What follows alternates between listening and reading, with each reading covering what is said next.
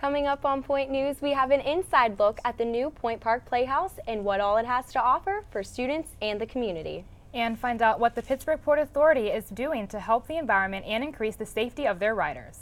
Plus, what students can do to help their classmates who might be having suicidal thoughts. That and more. Point News starts now.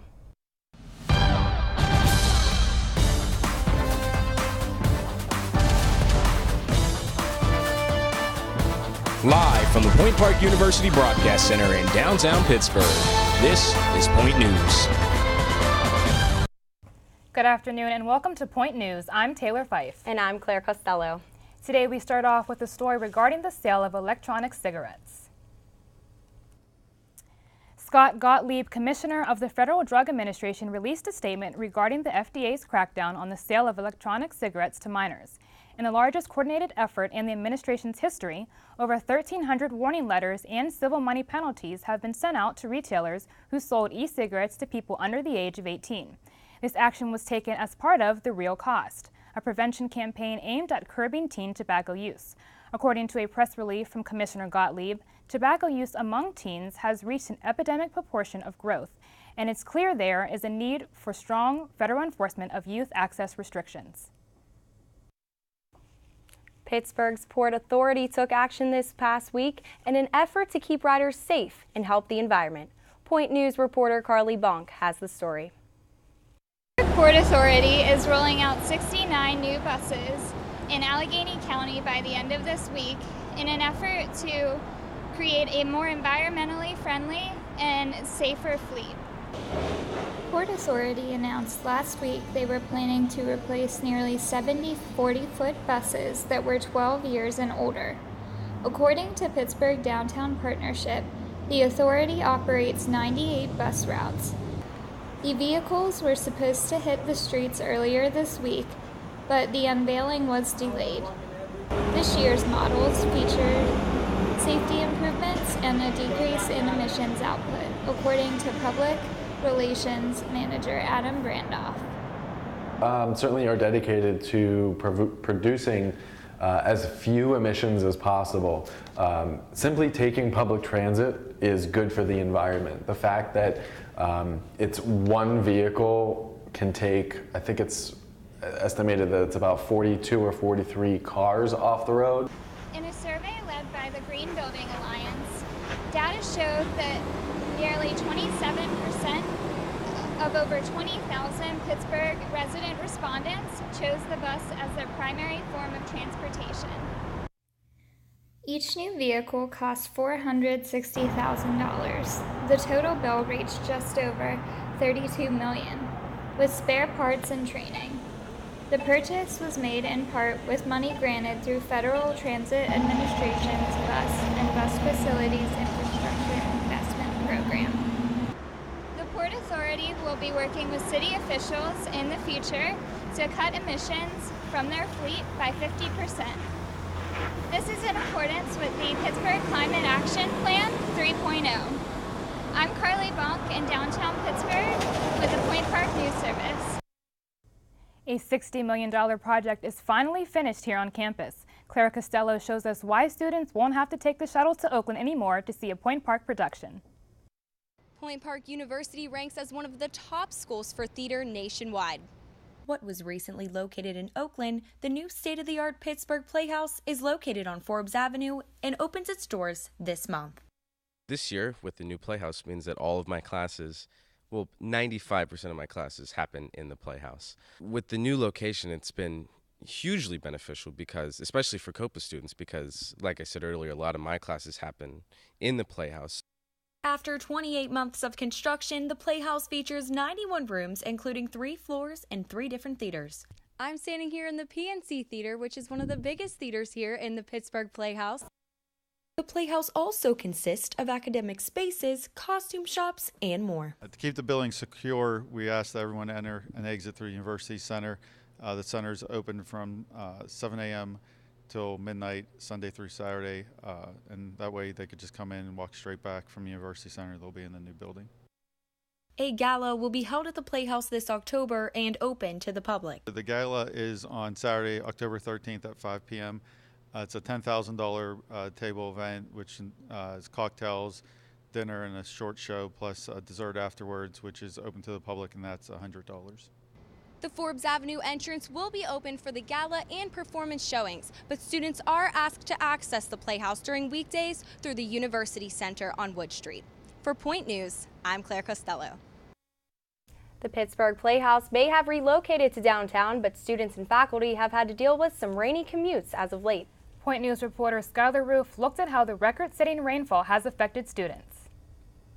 Rain, rain, go away. That's what students here on campus have been thinking during this especially rainy back-to-school season. According to the record event report released by the National Weather Service, Pittsburgh had its rainiest day in history on September 10th. I had to walk from West Penn to Lawrence, which is like a 2-minute walk, and I got drenched, so I had to go back and change. And this is no anomaly. With a reported 13.5 extra inches of rain on the year so far, we might be on pace for yet another record. As Hurricane Florence hits the East Coast, Point Park students may be wondering how it will affect Pittsburgh weather. Just last week, thunderstorms affected travel routes for commuters, delayed traffic, and even flooded the Point State Park. Should we expect the Point to flood again? During heavy rainfall, there's always the possibility of flooding on 376 West, which makes commuting a challenge for some. But keep in mind, with every rainy day, we get closer to that magic number of 57 inches. Some of my teachers have been late to class, and our accompanist for ballet has been late a couple of times due to the weather and the flooding. So, I mean, that's a big concern, because like even if the students show up, if the teacher doesn't show up, then it's kind of moot, you know.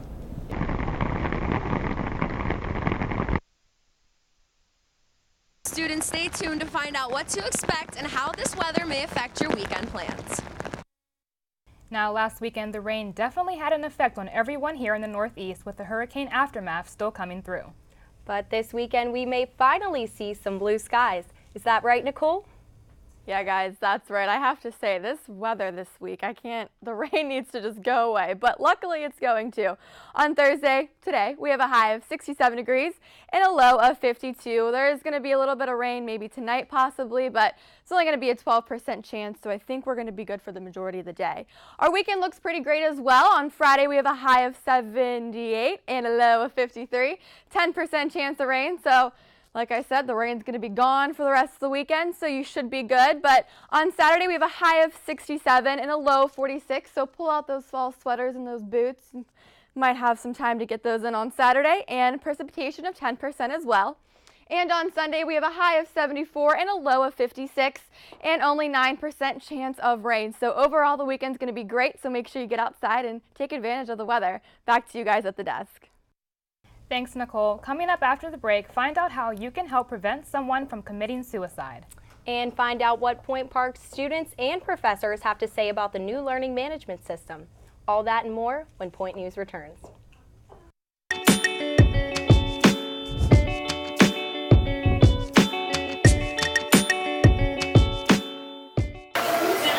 Go. Go to our new website, uview.pointpark.edu.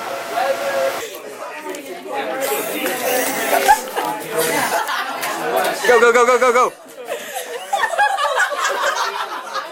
Join UView and find your herd! Join EOP. And 3, 2, 1. Join EOP! I said grab them now or else I will step on. Yeah. Join on point with politics. 3, 2, 1. Join Pioneer Sideline. Loneliest number that you'll ever do.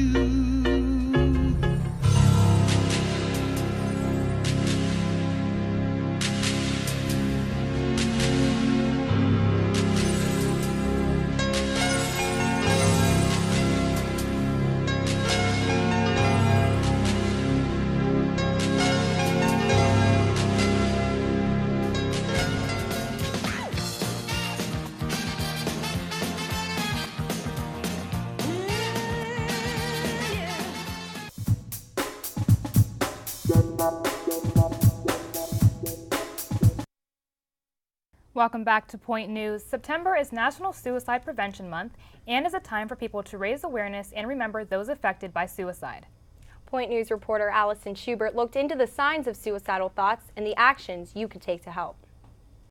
September is Suicide Prevention Month, and according to the National Institute for Mental Health, suicide among college students has tripled, making it the second leading cause of death for young adults. According to the Center for Disease Control, suicide rates have risen by 28% since the turn of the century, but only 43% of those having suicidal thoughts seek help. Something you could say is, are you thinking of hurting yourself? Do you wish that you weren't here? Would you be willing to talk to someone over the phone? A study conducted by the Center for Disease Control showed that men are 4 times more likely to commit suicide than women. From an RE standpoint, we've seen that we have had more female reporters than males. The National Institute of Mental Health's research has proven that the typical warning signs are harder to spot in college students, since a lot of the red flags are usually associated with normal college behavior.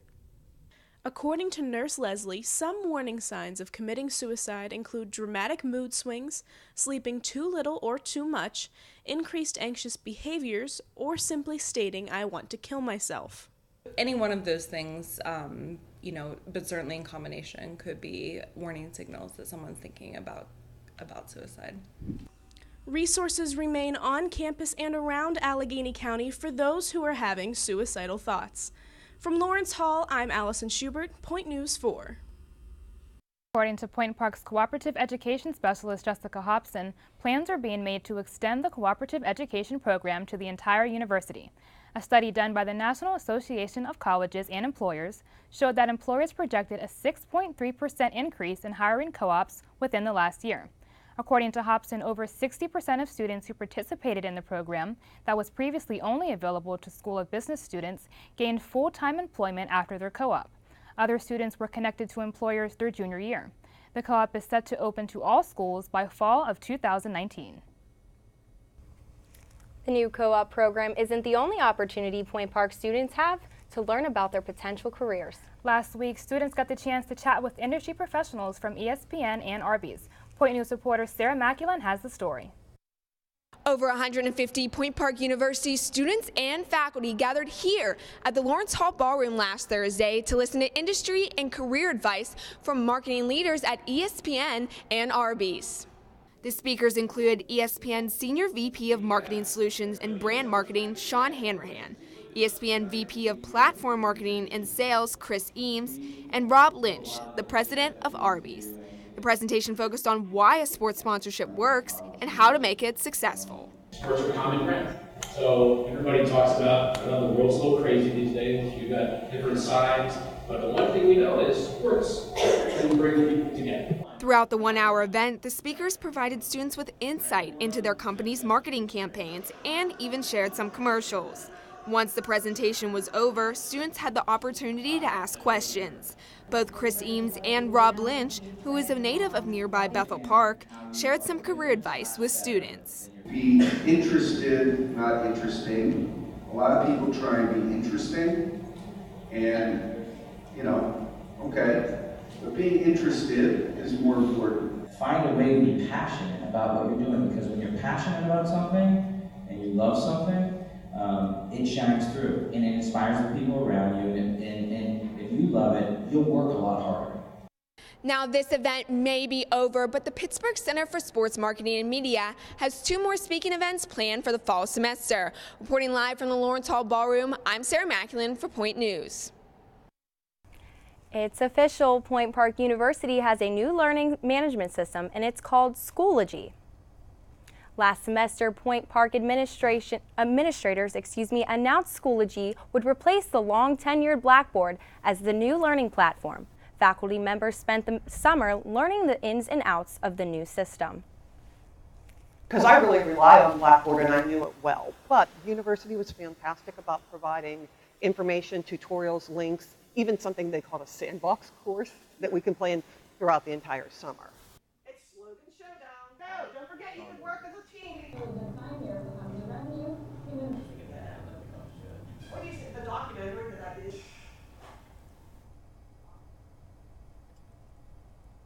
Students started fresh this fall semester with the new Schoology-driven courses. Most have had positive things to say about the connectivity and efficiency.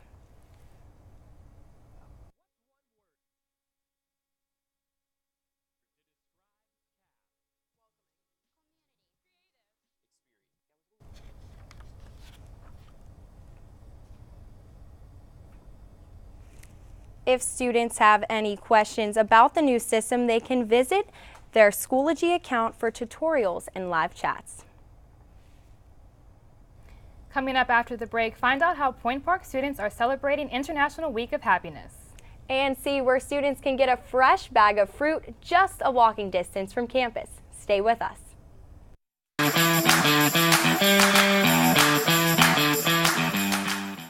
What's one word to describe CAB? Welcoming. Community. Creative. Experiences. Family. Openness. Pineapple. The Campus Activities Board is a student-run organization that consists of 7 different committees. Each focuses on event planning, marketing, and administrative activities. Join us in organizing the juiciest events on campus, from late-night bingo to festive dances to our team bonding meetings. Follow us on Twitter and Instagram at Point Park Cap, or like us on Facebook at Campus Activities Board at Point Park University. Good evening and welcome to Newsnight. I'm Josh Troop alongside Jess Paterchak. Defending his decision to kick out 15 Cuban diplomats from the United States. Thanks, Allison. Fitness on Demand has returned to Point Park. Residents fear that Mount Agung will have a repeat of 1963's eruption. 2-star NFL quarterbacks made the headlines this week after wrapping up. Thank you so much for joining us this evening. That's your news tonight. For Nick Tomarello, I'm Alex Grubbs. Have a great night.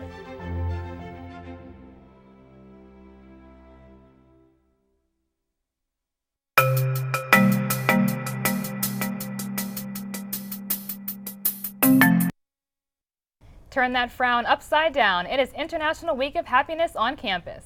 Reporter Amanda Myers has the story on what Point Park is doing to help students feel a little happier.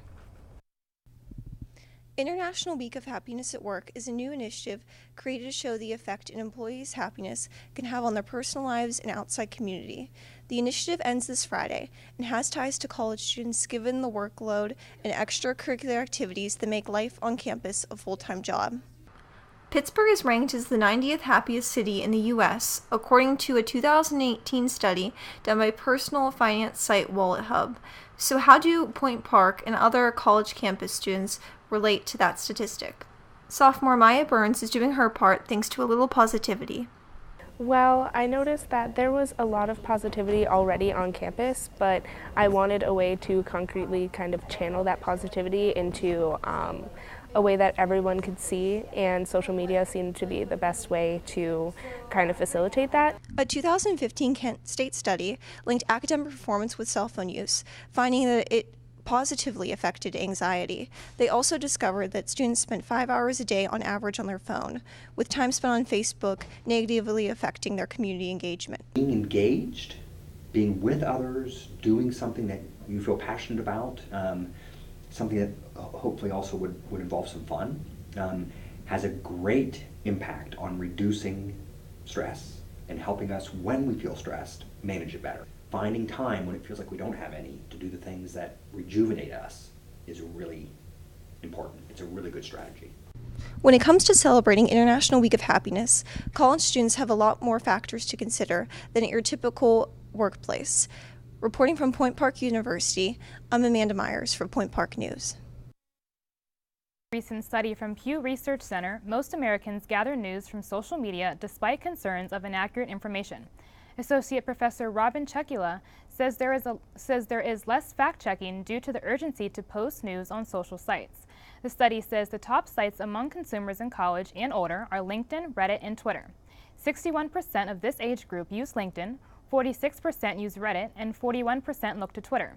Although accuracy remains a concern, young people claim to be better informed thanks to social media. If you're looking for a weekly fall activity or looking to grab some lunch between classes, you may want to check out the Market Square Farmers Market. I took a walk over last week and got a taste of what it's all about. Sponsored by the Downtown Pittsburgh Partnership, the Market Square Farmers Market displays a variety of fresh and locally grown fruits, vegetables, flowers, and even made-to-order lunches.